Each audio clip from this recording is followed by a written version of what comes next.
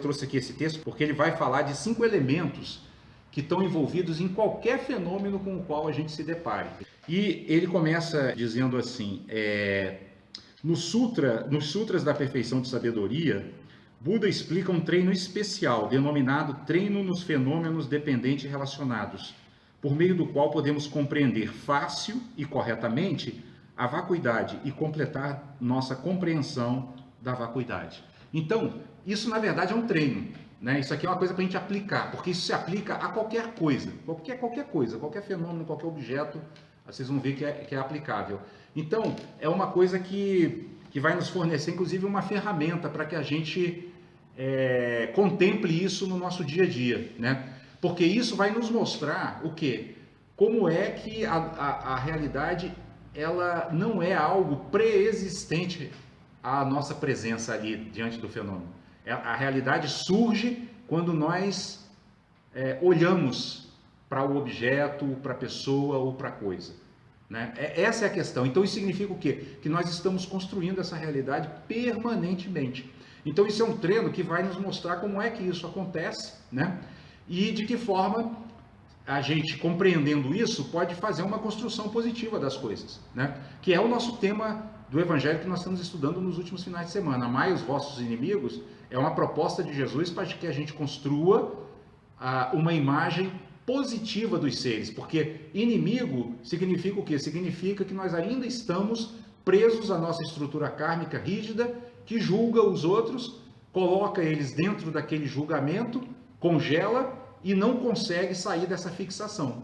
Então esse treino é para que a gente não fique fixado nessas imagens que nos prendem a um tipo de percepção que acaba causando sofrimento para nós e para os outros, certo?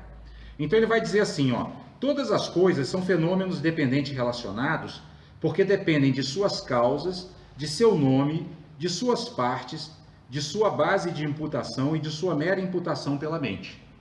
Então são 5 fatores que ele vai explicar um por um, bem detalhadamente. Ele vai dizer assim, por essa razão, existem 5 modos pelos quais os fenômenos podem ser dependentes relacionados. Um fenômeno dependente relacionado que depende de suas causas, um fenômeno dependente relacionado que depende do seu nome, um fenômeno dependente relacionado que depende de suas partes e um fenômeno dependente relacionado que depende de sua base de imputação. E por último, um fenômeno dependente relacionado que depende da sua mera imputação pela mente. Então, olha só, para a gente entender isso aqui, o que ele está falando? Eu vou pegar um exemplo que a gente já citou aqui várias vezes, porque a gente já está acostumado com ele, porque a gente já falou sobre ele repetidas vezes, né? A gente falou, por exemplo, da mesa aqui que a gente utiliza para fazer os nossos estudos aos sábados, né? Então, o que ele está querendo dizer? Primeiro, esse objeto mesa, ele não tem existência por si mesmo. Ele vai depender, em primeiro lugar, de quê? De causas e condições que sustentem ele como uma mesa. Por exemplo, uma das causas e condições, só para citar uma, porque senão, se a gente for falar de todas, nós vamos... são inesgotáveis, na verdade, né? Porque o universo é tudo interconectado, então... Mas para a gente citar só uma das causas e condições para que essa mesa continue existindo é que todo o material que a compõe esteja em bom estado. Porque se a madeira apodrecer, a gente sabe o que acontece, né? A gente deixa aqui, vamos supor que essa casa ficasse abandonada séculos. Quando a gente chegasse aqui é só pó. Porque algumas causas, né, e condições, que é o bom estado da madeira, do prego, né, do verniz com que ela foi pintada, já não existiriam mais. E, consequentemente, ela não existiria mais. Então, esse é um primeiro ponto, né? O segundo ponto que ele fala é que todo objeto depende de um nome, né? Por que depende de um nome? Porque vocês vejam, quando a gente junta todas essas coisas que não são mesa, né, como a gente já falou aqui, um tampo de madeira, pés, né, que estão aqui embaixo dela, né, pregos que juntam as partes, né, passa um verniz nela. Quando a gente junta tudo isso, para que ela passe a existir como mesa, é preciso que eu dê a ela esse nome. Então é interessante porque a gente acha, olha, na nossa visão equivocada da realidade, que as coisas existem lá fora e que depois a gente dá o nome. Mas não é assim. Porque elas só vêm à existência quando a gente dá um nome a elas. É compreensível isso, pessoal? Quer dizer, sem o nome não tem objeto. Um objeto que a gente não consiga reconhecer, ele não existe. E quando a gente reconhece, a gente dá nome. Então, eles dependem do nome também. É igual o exemplo que a gente fala muitas vezes do computador, né? Você traz um índio ali, ele vai olhar para aquilo não existe para ele. Consequentemente, ele não vai ter nome. Nem na língua dele, ele não vai conseguir dar um nome para aquilo. Então, o nome, ele não é uma coisa que é dada ao objeto, porque o objeto já existe lá fora. Não, ele faz o objeto surgir para a nossa visão, né? O outro elemento que ele fala é que todo objeto depende das suas partes, né? Então, por exemplo, aqui ficou muito claro, né? A gente tem na mesa, tem o tampo, tem os pés, tem os pregos, tem o verniz. Nada disso é mesa, tudo isso são partes da mesa. Mas sem essas partes, ela não existe, né? Ela existe na dependência das suas partes, né? Então, isso aí é um outro ponto também do que ele chama de fenômeno dependente relacionado, ou seja, ele está relacionado com suas partes, ele está relacionado com o seu nome, ele está relacionado com suas causas, né? E agora vem os dois elementos, que são os dois elementos que compõem os objetos, que são os mais sutis e que têm uma conexão mais próxima com essa questão da espiritualidade que nós estamos estudando aqui, que é quando ele fala que o quarto elemento é que todo objeto depende de uma base de imputação. O que é imputação? Imputação significa atribuição, né? Então, por exemplo, no caso da mesa de novo, retomando a mesa, nós temos todas essas partes aqui que não são mesa, né? Mas mas essas partes, elas servem de quê? De base para que a nossa mente atribua a esse objeto determinadas características e funções, que ele só tem porque a gente atribui essas funções a ele, essas características a ele. Caso contrário, por si mesmo ele não teria. Tá claro isso, pessoal? Tá claro? Ele não teria essas qualidades. Então, vocês percebem? Nossa mente está criando com todos esses componentes. Isso é como se fossem os tijolos da realidade. A gente constrói uma casa com tijolos, então a realidade a gente também constrói com esses tijolos. E por último, o último elemento é a nossa ação mental propriamente dita, que é o que ele fala, que eles dependem da mera imputação da mente, ou seja, é preciso que haja uma mente imputando a esse objeto características, atribuindo a esse objeto características e funções. Por exemplo, o caso do computador, o índio olha para o computador, para que serve isso? O que é isso? Né? Isso aqui, que coisa estranha. Ele vai dizer no máximo, toda vez que a gente usa a palavra estranha, significa isso, a gente está lidando com uma coisa que a gente não identifica. Ou seja, ela não existe para a nossa percepção, pelo simples fato de que a gente não consegue identificar, a gente não consegue dar nome, não consegue perceber nada. Tá claro isso, pessoal?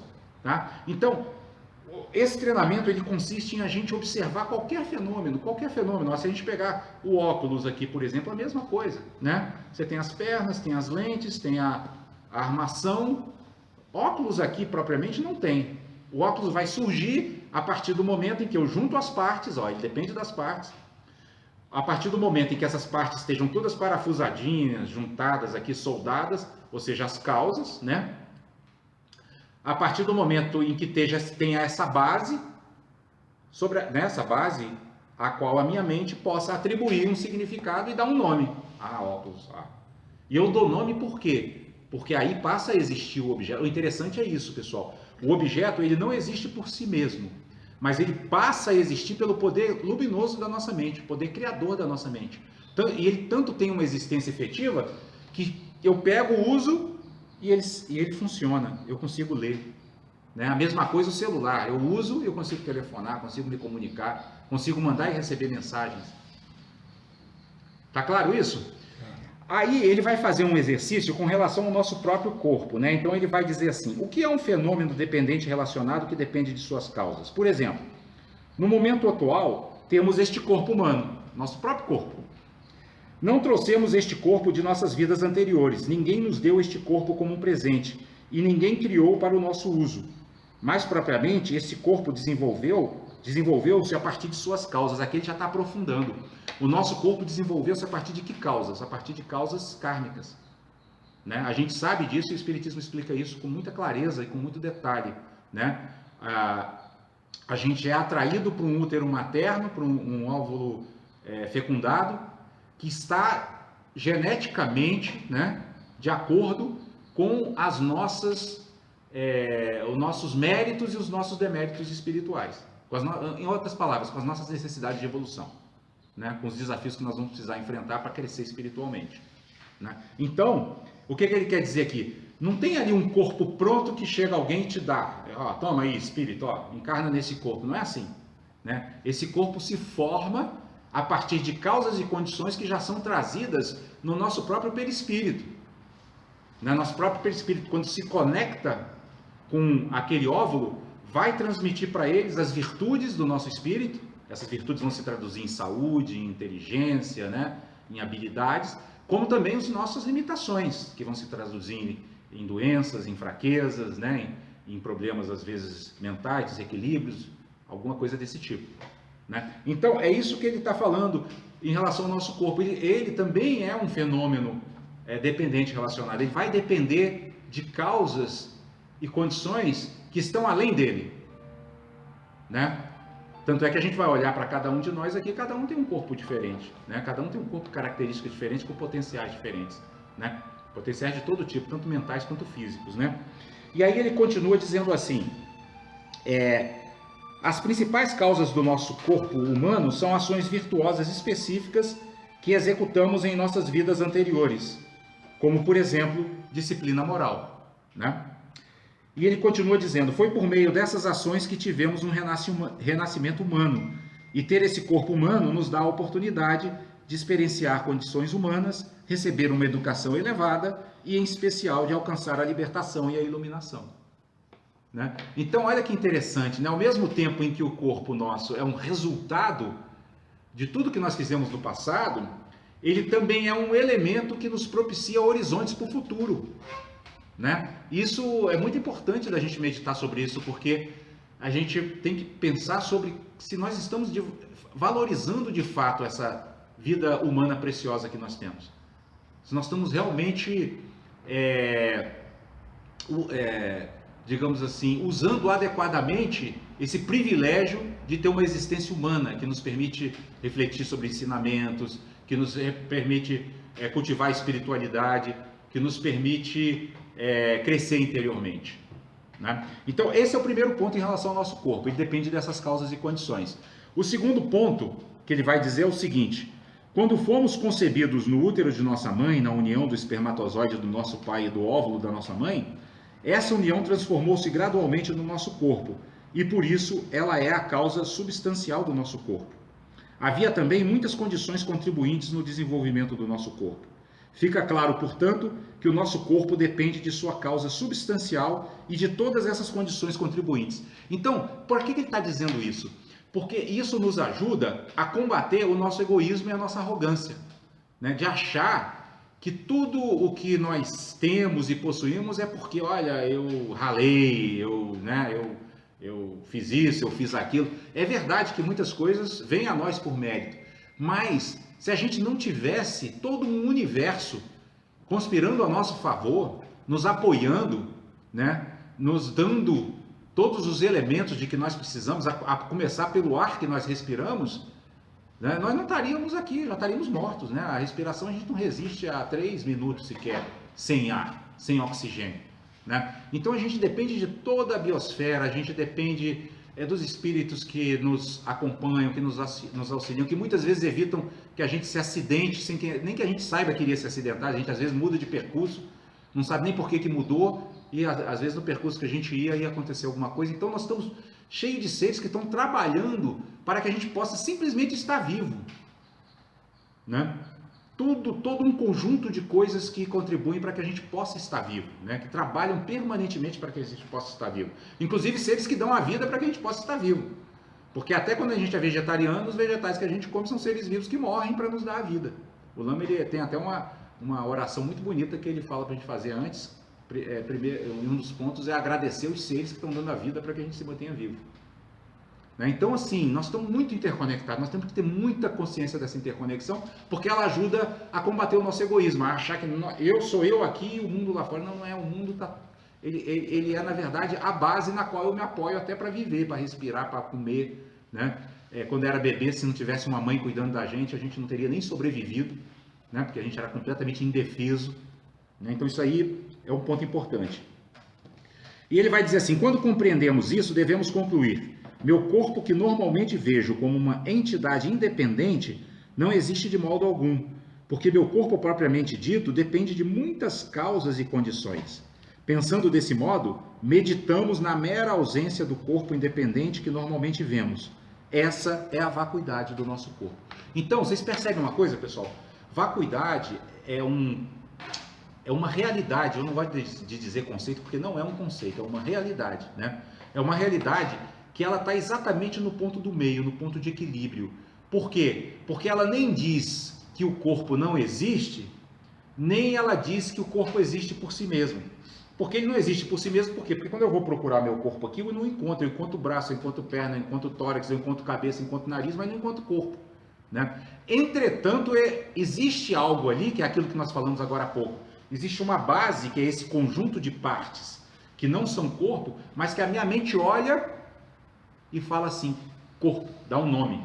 Quando dá um nome, é interessante isso, né? O poder é igual diz na Bíblia, né? Deus disse, faça-se a luz e a luz se fez. A nossa mente é luminosa. A gente diz, faça-se o corpo e o corpo se faz. E ele se faz não apenas como um conceito, ele passa a ter uma função no mundo. Ele precisa ser cuidado, né? Ele tem uma causalidade. Se você não cuida, ele fica doente. Se você cuida, ele fica saudável, né? Se você se alimenta bem, tem um determinado corpo. Se não se alimenta de outra forma, ele já vai, né, por um outro caminho. Então, é um poder realmente criador, né, que nós temos. Só que o que nós temos que compreender é isso. Tudo no mundo é interdependente. E quando a gente descobre isso, e quando a gente percebe isso, e quando a gente medita sobre isso, a gente fica mais humilde. Porque nós percebemos que nós estamos sendo o tempo todo ajudados por seres de todos os níveis, né? Até, por exemplo, se a gente pensar até na nossa flora intestinal, o que são? São bactérias, que se não existissem, nós morreríamos. Quando elas param de funcionar ou não funcionam direito, a gente morre, né? Então são seres que estão trabalhando dentro do nosso corpo pela nossa própria sobrevivência. Então isso desenvolve humildade e desenvolve gratidão, né? Essa meditação, ela é um treino nesse sentido, né? Ela é um treino no sentido de desenvolver virtudes que inclusive vão nos fazer gerar um karma mais positivo e condições ainda melhores em futuras vidas para nos desenvolvermos espiritualmente, né? E aí ele continua dizendo assim, devemos também saber que o nosso corpo depende de seu nome. Se procurarmos pelo nosso corpo desaparecerá e somente seu nome irá permanecer. Isso indica claramente que o nosso corpo depende de seu nome. Que coisa interessante, né? Porque se eu não tenho esse nome, eu vou olhar para isso aqui, vai ser o quê? Um conjunto eles chamam no budismo de coleção aleatória. É igual o carro. Você olha lá, tem roda, tem paralama, tem uma opção de coisa. Mas se não surgir esse nome na mente carro, aquilo é um aglomerado de coisas sem sentido. Agora, quando surge o nome, surge o objeto. E quando surge o objeto, surge a função. Carro, então eu vou dirigir, eu posso me deslocar. Então o objeto surge, né? Vocês percebem que tudo isso aqui é um treino para a gente perceber como que a realidade surge a cada momento em que a nossa mente a constrói dessa forma, com esses elementos, né? E aí ele vai continuar desenvolvendo a ideia dizendo o seguinte: nosso corpo também depende de suas partes. O motivo é que não existe corpo distinto ou separado de suas partes. Quando compreendemos isso, devemos pensar: meu corpo, que normalmente vejo como uma entidade independente, não existe de modo algum, porque meu corpo propriamente dito depende de suas partes. Pensando desse modo, meditamos na mera ausência do corpo independente que normalmente vemos. Porque na nossa percepção comum, a gente olha e pensa assim, corpo, né? Eu olho para a Solange ali, eu vejo o corpo da Solange. Eu olho para a Vera, eu vejo o corpo da Vera. Quando a gente investiga com mais profundidade, aí eu falo, não, mas espera aí, deixa eu ver, mas onde é que está o corpo? Aí eu estou vendo o braço da Vera, eu estou vendo a orelha da Vera, eu estou vendo o nariz da Vera, eu estou vendo os olhos da Vera e não acho o corpo. Então esse corpo, ele só surge na hora que eu falo, esse conjunto, corpo, eu dou o nome. Quando eu tiro o nome, o corpo desaparece. Quando eu coloco o nome, o corpo aparece. Ou seja, o que está sendo negado aqui não é a existência do corpo, ou a existência do objeto, seja ele qual for, mas a existência independente. Entre outras coisas, aqui ele está falando que depende das partes, né? Ou seja, se não tiver o braço, tudo juntinho aqui, tudo agregadinho, tanto é que quando a gente morre, o que acontece? Cada coisa vai para o seu lado, né? Aí abre o caixão lá 7 anos depois, não tem mais nada, tem só os ossos e depois até os ossos desaparecem, se decompõem, né? Mas enquanto ele está juntinho, mesmo assim, a gente precisa de uma mente que olhe e veja o corpo, e crie o corpo, e faça surgir o corpo, ou faça surgir o óculos, ou faça surgir o livro, qualquer coisa, Aí vale para qualquer fenômeno. O que nós estamos estudando aqui é um fenômeno universal. Tá certo, pessoal? E inclusive, eu estava vendo que no sábado passado eu falei sobre verdade convencional, mas esqueci de falar sobre verdade absoluta. São as duas verdades de que o budismo fala. A verdade absoluta é essa vacuidade, é essa coisa de que qualquer fenômeno, ele não tem existência inerente. Né? O celular não tem, o óculos não tem, o livro não tem, a mesa não tem, a casa não tem. Todos vão depender desses fatores que nós estamos falando aqui. Então, como todos eles são vazios de existência inerente, quer dizer, de existência por si mesmos, né? Eles dependem de outras coisas, então a gente vai dizer que a vacuidade é uma verdade absoluta, porque absoluto significa o quê? Está presente em tudo. Qualquer fenômeno, ele tem presente o quê? Essa vacuidade. Agora, ela é importante para nós do ponto de vista da nossa prática espiritual, porque ela vai representar o quê? A nossa liberdade de criar a outra verdade, que é a verdade convencional. Né? Então, por exemplo, aqui nós estamos falando do nosso próprio corpo, né? Mas no capítulo do Evangelho segundo o Espiritismo, nós estamos falando de quê? Dos inimigos. Inimigo é uma construção mental também. Eu estou construindo aquilo. Eu olhei para ele, ele fez alguma coisa que me desagradou e foi para a minha lista negra. Mas olha o que eu estou falando. A minha lista negra é a minha. De outros ele pode estar na lista branca e com certeza vai estar. É, da mãe dele está na lista branca. Com certeza, com certeza. Né? Então, isso mostra o quê? Que o próprio fenômeno que a gente nomeia, porque olha o nome aparecendo, inimigo. Né? Então vocês percebem que quando Jesus fala amai os vossos inimigos, o que ele está nos propondo? Que a gente preste atenção nisso. Porque quando ele fala amai, ele mexe com a nossa mente pensa assim, mas poxa vida, como? Né? Como que eu vou amar uma pessoa que fez isso, fez isso? Não, mas ele está falando, não, mas espera aí, ele não é isso. Isso é o que você está vendo. Isso é o que você está construindo. Né? Mas se a gente tem esse treino da vacuidade, a gente pode dizer, o inimigo lá também não existe lá fora. Ele depende da minha mente estar atribuindo a ele essa característica. E aí o que eu vou investigar? Por que a minha mente está atribuindo esse tipo de característica àquela pessoa especificamente? E quando eu for investigar isso, eu vou descobrir o quê? A sabedoria do espelho. Que nada mais aquela pessoa que me incomoda está apontando para um ponto vulnerável em mim mesmo, que quando eu me deparo com aquele tipo de comportamento, aquilo me incomoda. Dá para perceber, pessoal, sobretudo a utilidade desses ensinamentos? Né? Mas é sempre assim? Qualquer fenômeno, qualquer.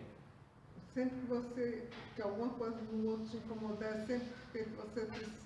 É alguma coisa que você tem dentro? Sim, agora é preciso que a gente compreenda o seguinte, né? A sabedoria do espelho não significa que você seja daquela forma, não é aquilo, né? Mas significa o quê? Que aquele tipo de comportamento, se ele te incomoda, né? Se ele te tira do eixo, né? Porque tira do eixo, quando você está magoado com alguém, você está fora do eixo, né? Você está ressentido, inclusive fisicamente nossos hormônios se desequilibram, uma porção de coisa acontece com a gente, né? Dependendo do grau de intensidade, a gente perde até a coordenação motora, não consegue nem fazer as coisas, a gente fica muito irritado, né? Muito magoado, né? Mas não significa que você seja igual a ele, que ele esteja refletindo o seu ser, mas ele está apontando para alguma coisa em você que precisa ser iluminada, vamos dizer assim, clareada. Há um ponto vulnerável ali, porque senão ele não te... é aquele famoso não fede nem cheira, entendeu?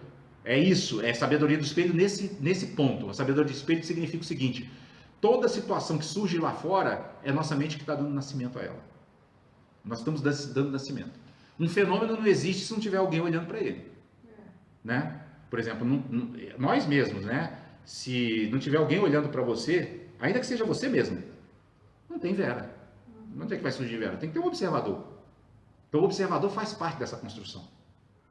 Você entende? Então a sabedoria do espelho é isso, né? A gente começa a perceber que tudo que a gente vê nada mais é do que a nossa própria mente projetada lá. Não porque a gente seja aquilo, mas porque aquilo está espelhando ou a fortaleza mental que nós temos ou a fraqueza. Pode ser das duas coisas, porque nós temos qualidade positiva também. Às vezes a gente fica calmo diante de uma situação, você fala, né? Uma pessoa... É muito engraçado, porque o André às vezes fala, você não viu isso? Eu falei, não. O que foi? Fulano falou não sei o que. Eu falei, é mesmo? Eu não vi. Não era uma realidade. Vocês entendem? Não era uma realidade para mim. Minha mente não deu nascimento àquilo. Aquele fenômeno Vocês estão entendendo isso que nós estamos estudando aqui? O fenômeno não tem existência por si mesmo. É a mente que cria. É a mente que cria. Aí se a pessoa não chama a sua atenção, aquilo não existe. Aí ela chama a sua atenção e fala, é mesmo, mas isso é o quê? Aí ela vai dar um nome, aí a minha mente vai entrar na viagem também, né? Aí, ou entra ou não entra, né? Ou então... Tá vendo? Entendeu? Por exemplo, o André fala assim que eu demoro muito, eu falo assim, não, eu sou calmo, é diferente. Mas é o mesmo fenômeno, olhado de perspectivas diferentes. Só que o Lama, ele quando fala sobre isso, ele vai ser ainda mais radical. Ele vai dizer, não é o mesmo fenômeno sendo olhado por perspectivas diferentes, ou por pontos de vista diferentes. São dois fenômenos diferentes, porque o fenômeno surge na hora que a mente faz ele surgir. Isso é que é interessante. Porque isso aqui é tão profundo que acaba até com essa questão de ponto de vista, dissolve até essa questão de ponto de vista. Porque o ponto de vista ele parte do pressuposto que eu tenho aqui um objeto e que eu posso olhar para ele de vários modos. Não, isso aqui está indo dizendo o seguinte, o objeto surge na hora que eu olho para ele, na hora que eu dou um nome para ele. A cada vez que eu olho para ele, cada vez que eu deixo de olhar, ele também some. É muito interessante isso. É muito interessante. Então isso nos mostra como que os fenômenos surgem. Porque a gente só consegue saber como os fenômenos são construídos muitas vezes. Então, por exemplo, a gente constrói uma casa, a gente sabe como é que é, né? Faz alicerce, compra tijolo, areia, papapá, junta tudo e tal. Isso a gente sabe. Mas a gente não presta atenção como é que a casa surge. Como é que surge a casa de uma... Porque eu me lembro do meu pai construindo essa casa, né, pai? Eu lembro o tanto de material que entrou aqui. E nada desse material era uma casa. E continua não sendo. No entanto, eu olho e vejo a casa. Então a casa não surgiu do material do qual ela foi construída. Ela surgiu dessa atividade sutil da mente. Que quando tudo isso se juntou, pintou, ficou tudo bonitinho, olhou, falou casa. E aí já acrescenta outras coisas, casa do meu pai, né? Casa boa, casa grande. Aí vai criando uma porção de coisas em torno daquilo. Do mesmo jeito que a gente cria em torno dos inimigos. Também é o mesmo processo. Você percebe? Então, isso aponta para quê? Para a nossa liberdade. Né? Quer dizer que, não sei se eu entendi bem, Ah. a partir do momento que eu abro o olho de manhã e começo a ver as coisas, eu estou construindo essa realidade? Eu que estou Está construindo essa realidade. Está construindo essa realidade. Não está lá. Inclusive nossos professores do SEB ainda disseram o seguinte, esse ser que acorda no dia seguinte não é mais o mesmo do dia anterior. Mas você tem que fazer uma operação mental, porque a gente acorda e fala assim, acordei, peraí, eu tenho que levar meus filhos na escola, eu tenho que fazer a comida, aí você se reconecta para poder sustentar aquele ser que na verdade não existe mais. Esse é um grande problema. A gente se diz... Ele fala, né, que quando ele perdeu lá a mulher que ele amava, ele sofria, passava dias e dias sofrendo. Aí ele dormia, aí quando ele acordava, ele ficava assim, 1 minuto sem lembrar que ele estava sofrendo. Aí ele lembrava do sofrimento, eu tenho que sofrer. Eu lembro disso. É muito interessante isso, um professor lá do SEB, ele falava assim, ele disse que quando ele percebeu que ele passava alguns minutos que ele não sofria, ele falou, mas peraí, por que esses minutos eu não sofro? Porque a mente dele simplesmente não estava grudada e fixada no sofrimento, no fato. Era a mente dele que estava dando nascimento ao fenômeno. Aí ele falou, então peraí, já achei a chave. Achei o jeito de sair desse buraco. Perceberam? É isso aí, pessoal. É exatamente isso. Muito difícil. Não fale difícil, a Bela já falou. Fale desafiador. Muito desafiador. Porque quando fala desafiador, isso gera a energia da motivação, né? A gente se sente, agora eu vou enfrentar esse desafio. Tô viciada. E aí, para concluir essa nossa parte aqui, ele vai dizer assim, nosso corpo também depende de suas partes. Já falamos isso, né? E depois ele fala assim, quando realizarmos que não existe corpo distinto ou além de suas partes, realizaremos que o nosso corpo é apenas uma imputação designada sobre sua base de imputação, que são as suas partes. Então, isso nós já entendemos, né? Então, nós temos essas partes que não são corpo, mas elas servem de base para que a nossa mente olhe e fale corpo. Aí a gente vai pegar de novo com o exemplo dos inimigos, que é o que nos interessa aqui, né? O nosso tema do Evangelho, né? A gente olha para o inimigo, mas na verdade o que tem ali é uma base de imputação aberta. Eu posso chamar de inimigo, posso chamar de amigo, posso chamar de qualquer coisa, posso chamar de ser humano, posso chamar de sofredor. E quando eu mudo o nome, aí é a importância do nome, né? Vocês lembram do depoimento daquele presidiário de semana passada, né? Aquela mulher, até o Emmanuel me contou depois a outra parte da história, né? Quando ela foi lá, ela estava com dificuldade com aquilo. Ela queria saber, poxa, por que ele matou minha filha e minha neta? Né? Então ela foi com uma visão assim, nossa, um assassino cruel, né? Matou uma mulher e uma criança, que coisa, né? E era minha filha e minha neta. Aí quando ela chega lá, com aquele processo, né, de olhar ele mais de perto, ela percebe que ele é um ser humano sofredor. Que ele sofria muito, que ele teve uma infância terrível, horrível, né? Que aquilo que ele fez era quase que uma consequência automática, quase porque sempre a pessoa tem responsabilidade sobre o que faz, independentemente de tudo, né? Mas era quase uma consequência natural da infância que ele teve, do sofrimento pelo qual ele passou. Mas aí o que acontece? Olha o poder criador do nome, né, que a gente estava falando aqui. Quando ela muda o nome, criminoso, assassino cruel, para ser humano sofredor, a relação dela com ele mudou.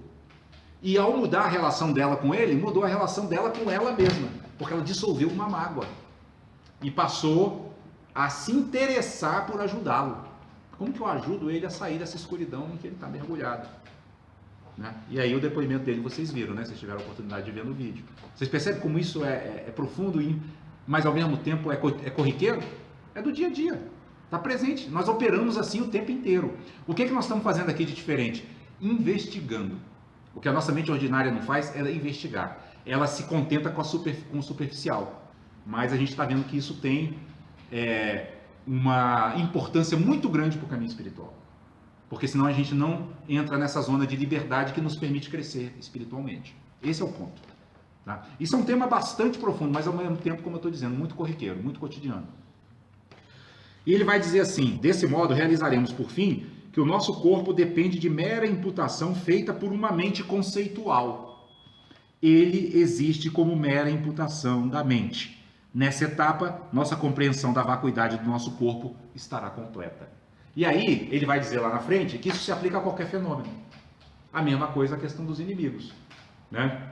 Ali você tem uma base de imputação, né? Então você tem um ser humano, base de imputação quer dizer uma coisa, né, lá, um conjunto de coisas, né, um ser humano que tem corpo e mente, que cometeu determinadas ações, você pega todo esse conjunto e fala assim, criminoso. Então você tem, né, a sua base. Mas como isso é uma imputação da mente, ou seja, uma atribuição da mente, a mente pode mudar, como essa mulher mudou.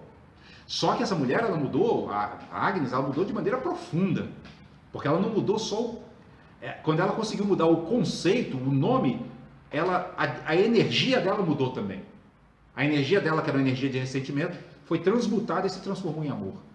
Ela olhou para aquele ser, como ela olhava para a filha e para a neta assassinadas, e disse, eu quero que as qualidades positivas que existem nele, existem em qualquer pessoa, venham à tona. O que eu posso ajudar? O que eu posso fazer para isso? E fez, e conseguiu fazer. Conseguiu fazer, libertou ele do seu próprio, da sua própria prisão interior. Então ele continua lá preso até o final da vida dele, numa cadeia, mas liberto interiormente, que é o que importa.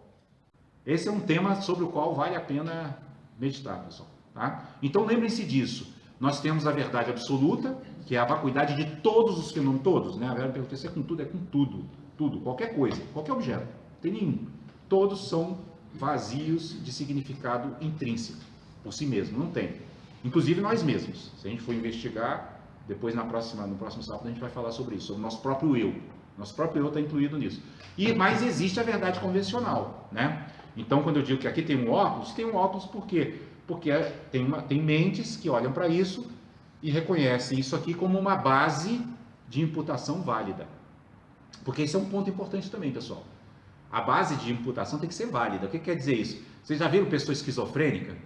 Né? Ela, por exemplo, vê um pedaço de pau listrado assim no chão, uma cobra, e sai reagindo como se aquilo fosse uma cobra. Né? Ela está fazendo os mesmos processos aqui, mas aquela verdade convencional que ela criou não corresponde à realidade. Então isso não é sabedoria. Aí já escorregou para o campo da loucura. Porque ela está imputando a um pedaço de madeira uma realidade convencional de cobra que não se comporta como cobra. Não morde, não é venenosa, não deveria causar medo e, no entanto, causa pânico. Às vezes até essas pessoas que têm distúrbios mentais muito graves, elas criam até na mente delas, né? Imaginam que estão sendo agredidas, imaginam que estão sendo perseguidas, né? Então aí o que que acontece? A mente desequilibrada, ela também cria bases de imputação totalmente irreais, fantasiosas. Aí é doença, aí é desequilíbrio mental. Agora também quando a gente acha que isso aqui é real, não vale a pena investigar, não é desequilíbrio mental, é ignorância. A gente ignora o processo pelo qual a realidade se constrói e, consequentemente, fecha as portas do desenvolvimento espiritual.